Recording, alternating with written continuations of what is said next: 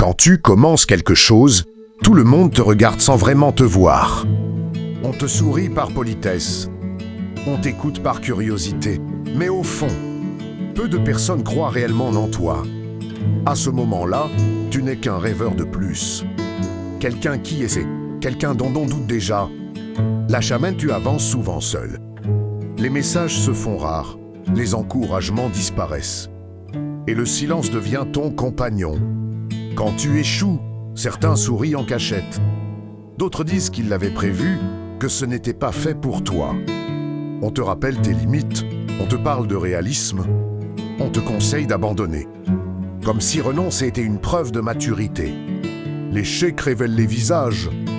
Quand tu tombes, peu de mains se tendent. Certains s'éloignent, d'autres te jugent. Et quelques-uns utilisent ta chute pour se sentir meilleur. Personne ne voit les nuits sans sommeil, les sacrifices, ni la force qu'il faut pour se relever chaque jour malgré le doute et la fatigue. Puis un jour, les résultats arrivent.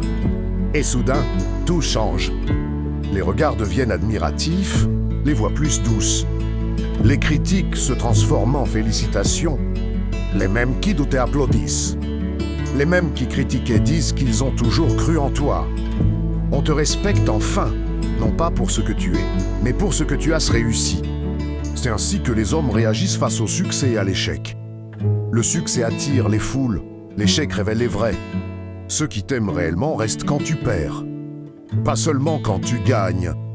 Alors continue d'avancer, même quand personne ne regarde, même quand le silence est lourd, même quand le doute crie plus fort que l'espoir. Parce qu'au final, ce n'est pas leur regard qui définit ta valeur, mais ta capacité à te relever, à ne jamais abandonner.